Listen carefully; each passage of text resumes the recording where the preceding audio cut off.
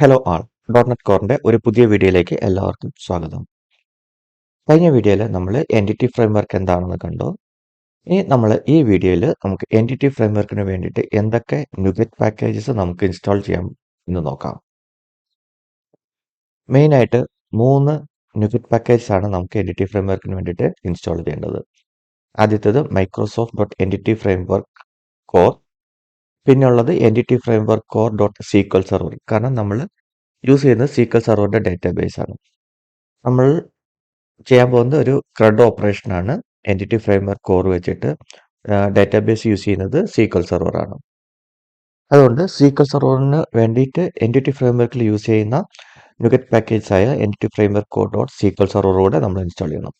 അതുകൂടാതെ ഒരു നുഗറ്റ് പാക്കേജും കൂടെ നമ്മൾ ഇൻസ്റ്റാൾ ചെയ്യുന്നുണ്ട്, Microsoft dot entity framework dot tools.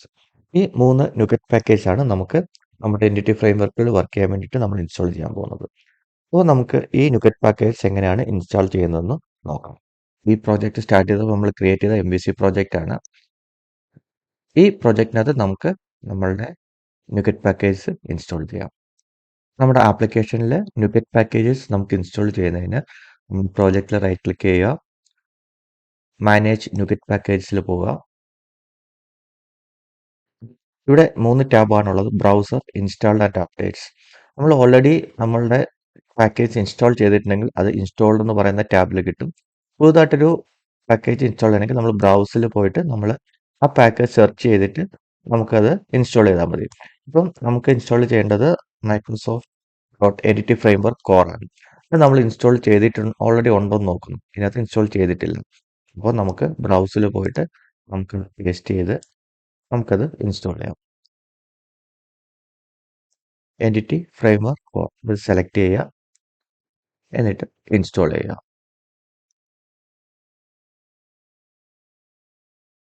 Apply.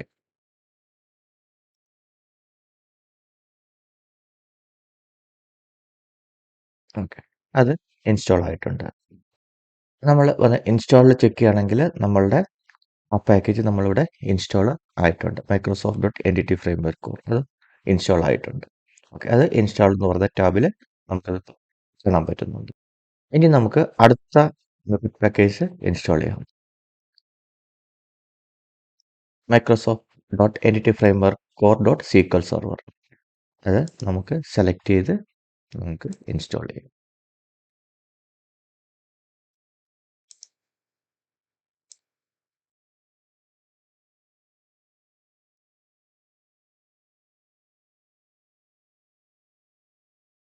Equal server install ആയി. ഇനി അടുത്ത ഒരെണ്ണം കൂടെ ഉണ്ട്, അതും കൂടെ നമുക്ക് ഇൻസ്റ്റാൾ ചെയ്യാം.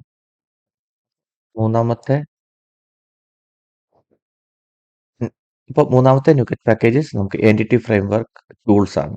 അപ്പോൾ അത് സെലക്ട് ചെയ്യുക, നമുക്ക് ഇൻസ്റ്റാൾ ചെയ്യാം.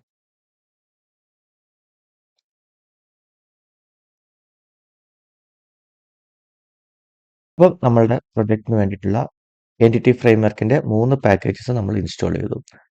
ഇനി നമ്മൾ ഈ ഇൻസ്റ്റാൾ ചെയ്തേക്കുന്നത് നമ്മൾ പ്രോജക്റ്റിൽ നമുക്ക് കാണണമെങ്കിൽ ഓൺലൈൻ സ്റ്റോർ എന്ന് പറയുന്ന പ്രോജക്റ്റ് നമ്മൾ ഡബിൾ ക്ലിക്ക് ചെയ്യുകയാണെങ്കിൽ ഇവിടെ ഐറ്റംസ് ഗ്രൂപ്പിനകത്ത് നമ്മൾ ഇൻസ്റ്റാൾ ചെയ്ത പാക്കേജസ് ഏതൊക്കെയാണ് നമുക്കിവിടെ ഐഡന്റിഫൈ ചെയ്യാൻ പറ്റും.